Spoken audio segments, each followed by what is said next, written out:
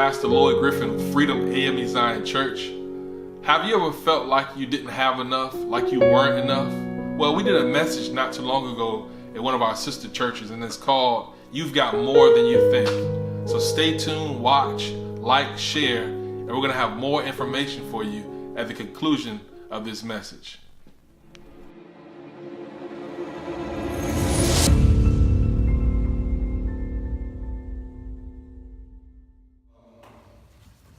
Second Kings chapter 6, verse 8. If you have it, say, I got it. Got it. If you need a second, say, wait a minute. Wait a minute. All right now. All right now. Amen.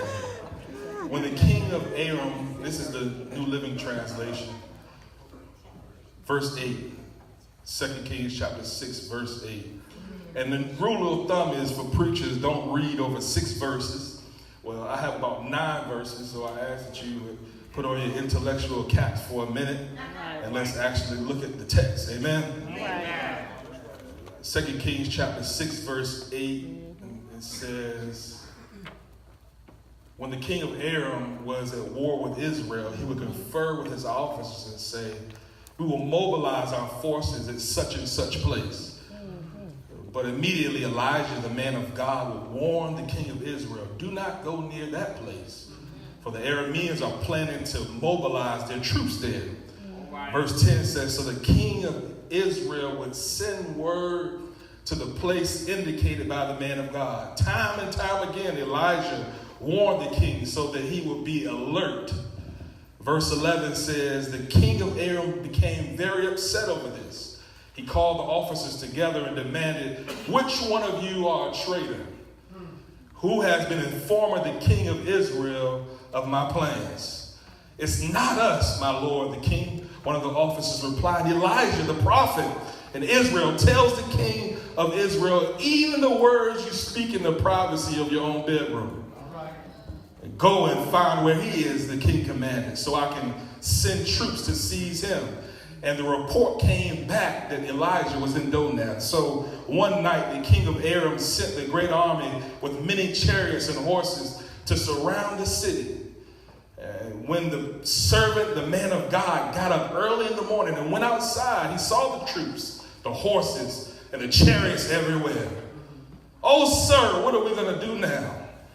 The man cried to Elijah. Don't be afraid, Elijah said. Watch this, for there are more on our side than there are on theirs. Yes. Then Elijah prayed, oh Lord, open his eyes and let him see. The Lord opened the young man's eyes and he looked up, and guess what he saw, church? That the hillside around Elijah was filled with horses and chariots of fire. Look at verse 16 again. It says, don't be afraid, Elijah told him. For there are more on our side than there are on theirs. Would you look at your neighbor and help me preach this sermon? I want you to look at him like you're mad with him. And tell him, you've got more than you think. You got more than you think. Oh, come on, you didn't say it like you mean. I mean, help me preach this sermon. Look at him and say, you've got more than you think.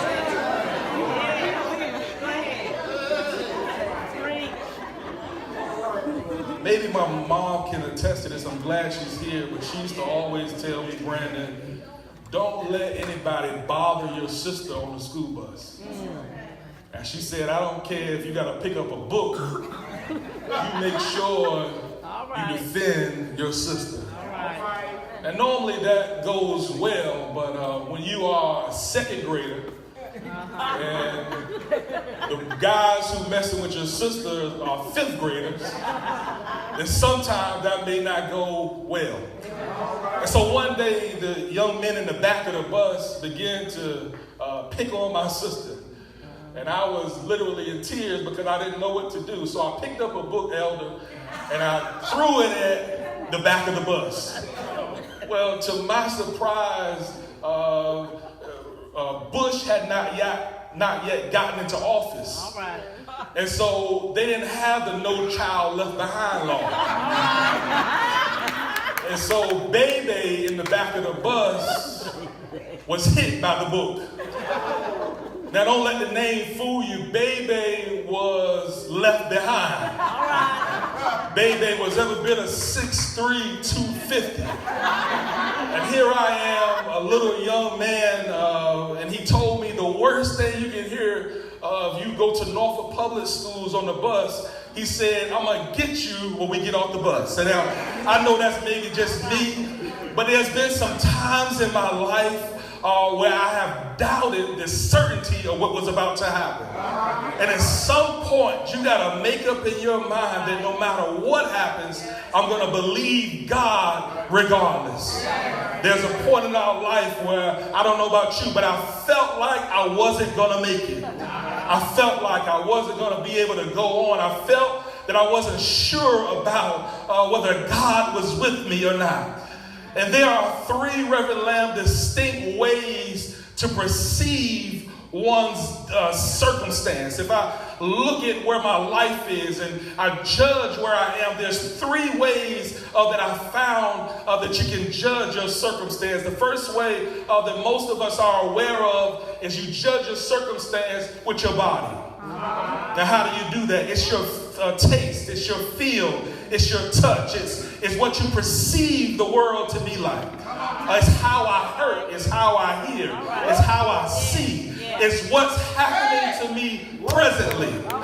The second way that you can perceive what's going on around you is that you look back and you judge your current situation. And so you say, I remember when that happened to me last time. And so I'm not going to go in that direction again. It's the word soul. You judge with your soul. It's your psyche. The Greek word psyche is where we get our word psychology from. It's that parts of you that connects you to your thinking. It's what connects me to my emotions. It connects me to my feelings. It connects me to my circumstance, because I have to realize that I cannot make moves in the future without judging the past. The third way that we perceive our situation is what Elijah was talking about here in the text. Because Elijah understood that the young man who was warning him about the soldiers that were outside the gate, he recognized that they were using their ears. He recognized that they were using their sight. But the one thing that they forgot to use when looking at their situation, it was their spirit. Your spirit is what connects you to God. Your spirit is your God consciousness. It connects you to the Father himself. It connects you to a spiritual realm. And when you run into a problem, stop spending all day worrying about what your body says. Stop spending all day worrying about what your mind is thinking about, because we have to recognize that it's only through my spirit that I'm able to judge correctly. And this is what Elijah was talking about, because he says, I need y'all to open your eyes. Yes. You got more than you think. It looks like you down, but you got more, Brandon, than you think. It may not be able to seem like you're coming up with your assessments, but you got more than you think. It may look like you're not getting support, but you got more than you think. Elijah says, put down that consciousness of sight, smell, and touch, and pick up what the Father says about you. And so Elijah was waking up by this prophet, this young prophet who followed him all the days of his young ministry. And the prophet wakes Elijah up in the middle of the night.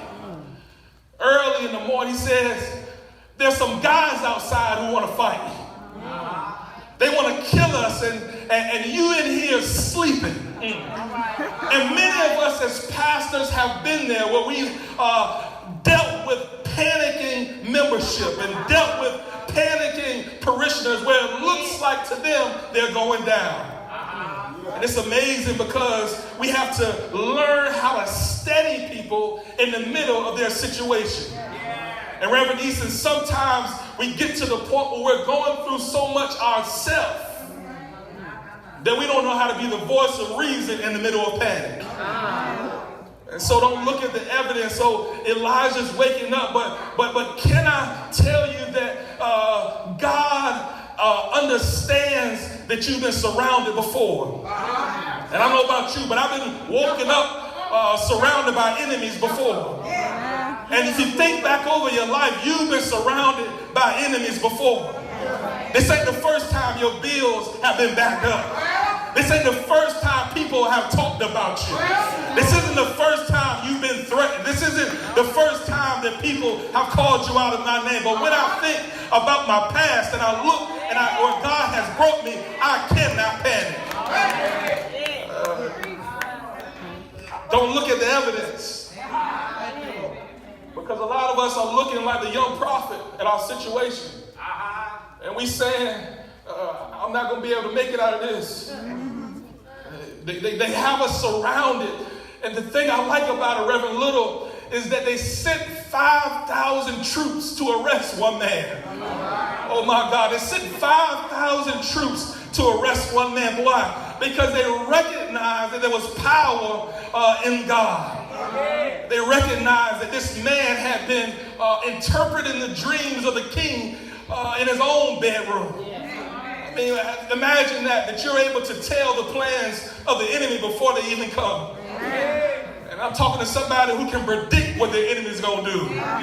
You can predict where their enemies are going to go. Why? Because they've done it before.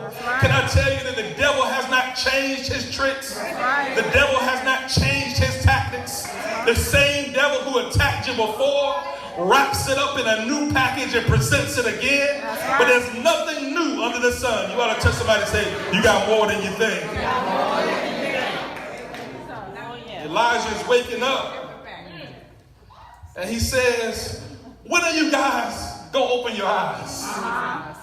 When are y'all going to recognize that sometimes it may look like you're down? Sometimes it may look like there's a light at the end of the tunnel, but you found out it was really a train, and you get panicky, and you try to figure, how am I going to get out of this? And when you're panicking about your situation, you can't make proper decisions. That's right. That's right. The physical evidence says I'm not going to make it. The physical evidence says that I'm not going to win. The physical evidence says I'm surrounded. The physical evidence says there's nothing left for me to go on to. The physical evidence. But I came to talk to about 3 or 4 people that can say, I may look like I'm surrounded. Oh, come on, somebody. I may look like they got me cornered. I may look like I'm down. But can I call Jim Brown, the ex-football player who said, I used to get up real slow to make the defenders think that they hurt me. But they didn't hurt me. I was just saving my energy. And I came to talk to about 3 or 4 people who can worship God tonight because you recognize that you were just saving your energy. That you got more to do. You got more to see. You got more places to go. And the enemy cannot take you off your space. Amen. I was wondering, Elijah, what are you trying to get me to see? You want me to open my eyes? What are you trying to get me to see? He said, think about the aircraft. Elder, what in the world would cause us to think that a 60,000 ton chunk of metal could leave the ground? I mean, why in your right mind would you believe that this big chunk of metal can fly through the air like a bird? And you must be crazy because you may not have heard of this law called gravity. But can I talk to you a little bit about aviation? When the plane is on the ground and it hits a certain speed, there's a law that interrupts the law of gravity. The law is called lift. Oh, you missed that. That was your chance to shout. Because even though the evidence says that you're going to stay on the ground, God says, I'm getting ready to take off. Is there anybody here ready to take off tonight? Is there anybody that can say, though he slay me, yet will I trust him?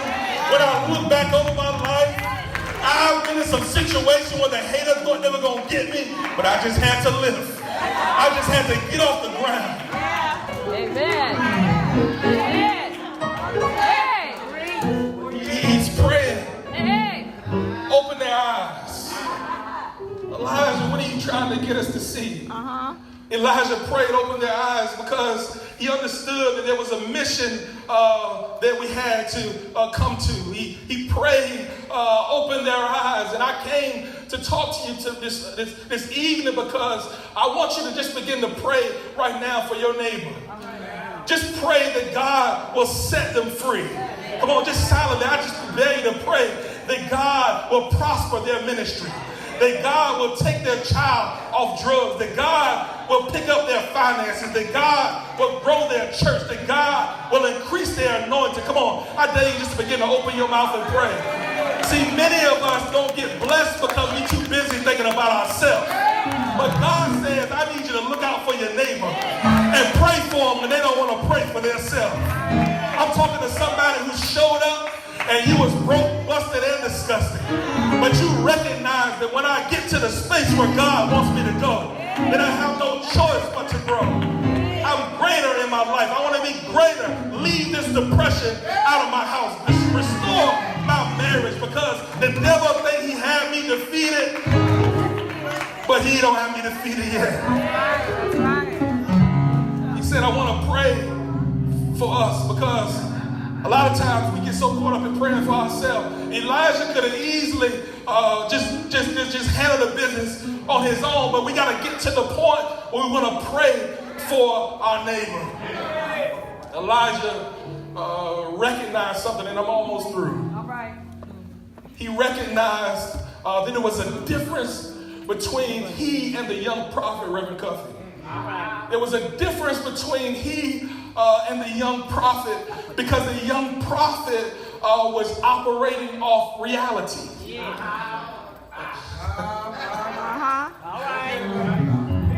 Reality says you don't have enough to find a husband. Reality says you are too broke to start a business. Reality says you're going to always be in the situation that you're in. That's the young man's thinking, because he hasn't been through a whole lot, Reverend Warren. But there's a different perspective that you got to look at. Elijah, the old prophet, doesn't look at reality, but he looks at revelation. He said there's something about this situation that I've been through before. There's something about this situation that I'm not too young, that I don't understand what the devil is doing. There's something about this situation that looks familiar. And even though my co-workers may be panicking, I've decided to follow Jesus. So Elijah is calm in the middle of a storm. The young prophet said, I don't understand why. Please sit down, y'all. Please sit down. I don't understand why the prophet Elijah is so calm. I don't understand why he's not panicking the way I would be panicking, Reverend Pass. He must know something that I don't know. And the funny thing about it is that when we are immature Christians, we look, watch this, for a reason. Okay, let me put the game on easy, maybe we can look at it this way. When you are an immature Christian, you want to find a reason why things are happening to you. Okay, let me just talk to this side. Put it this way. My son said, why is it, Dad, that I got to wash the dishes? That was fine.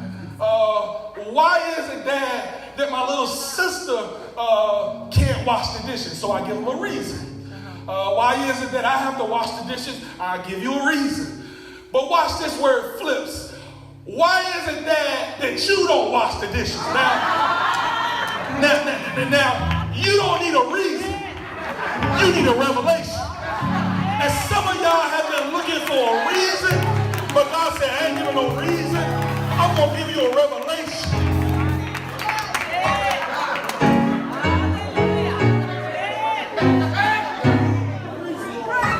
So the question of relevance this evening, and I'm closing because I know the Redskins lost. I struck a chord here, amen. Well, y'all ain't got that loud all sermon, amen.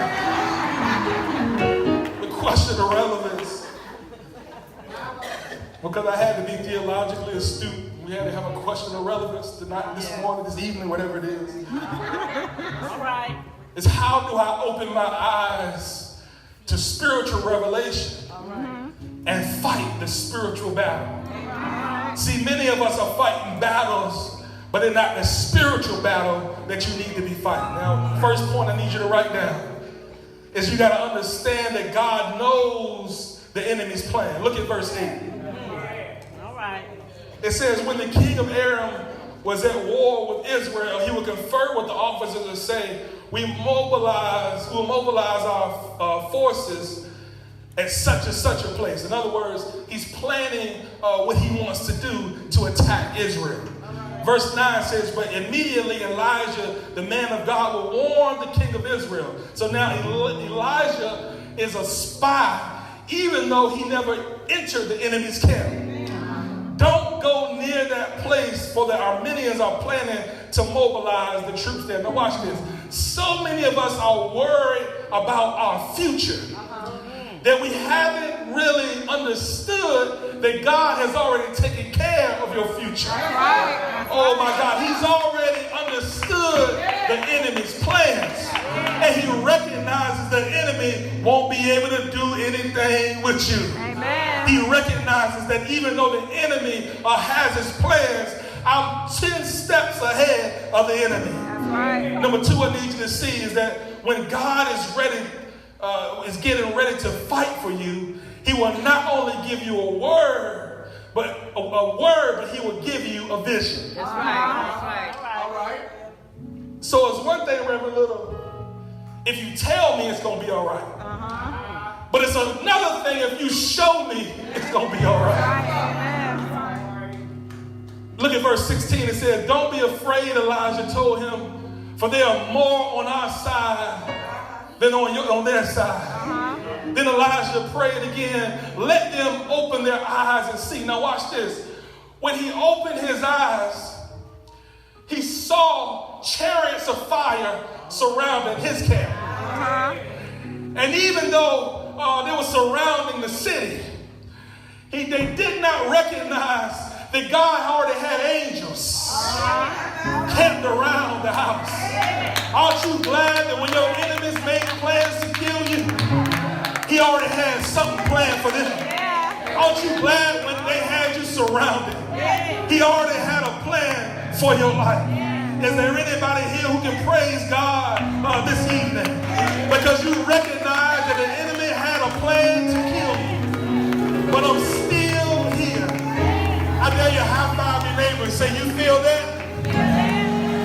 That means I'm still alive. That means I'm still kicking. That means I haven't given up. That means I'm not in the pit.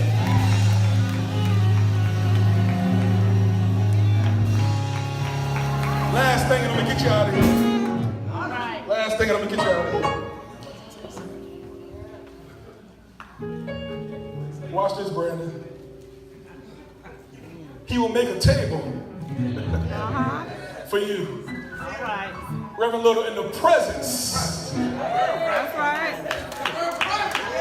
Okay, y'all know that scripture? Yeah. All right, here it is in verse 18.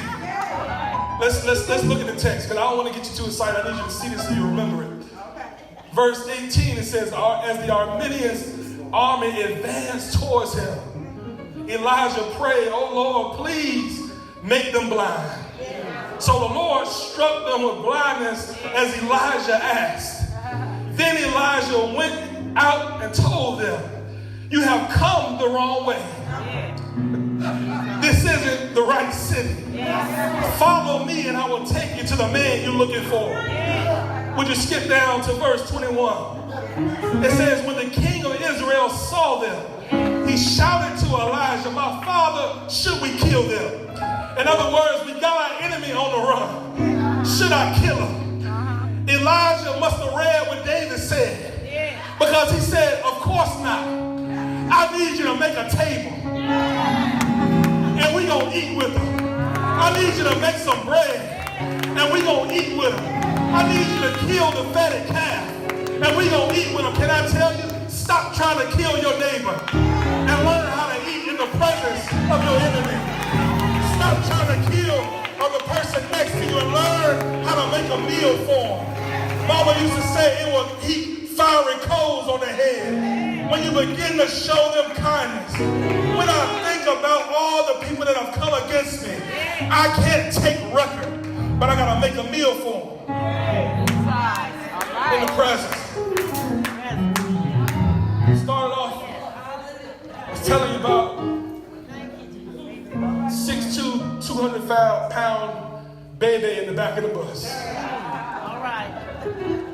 Baby, after the school let out, Doc, he said, I'm going to get you.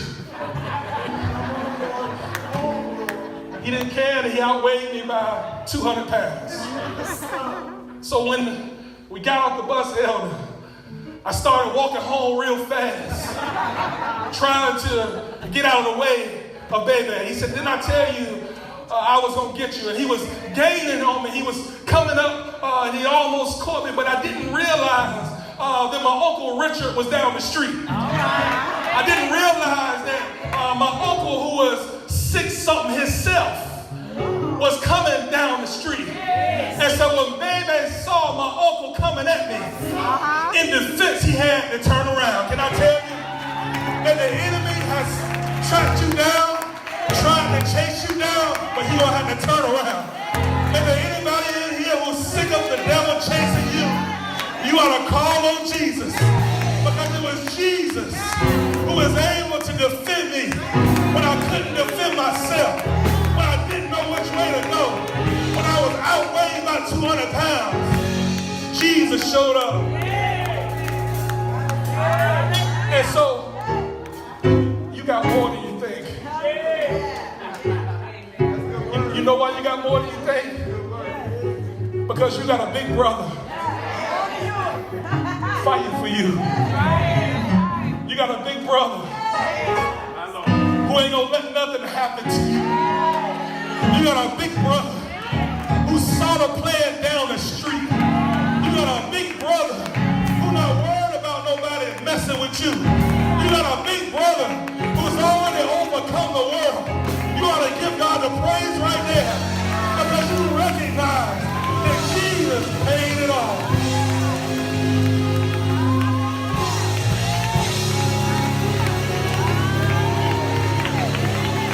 If you've enjoyed the message, become a partner and give so this message can be shared with more people. Go to www.freedomamez.org or download Giveify on your mobile device.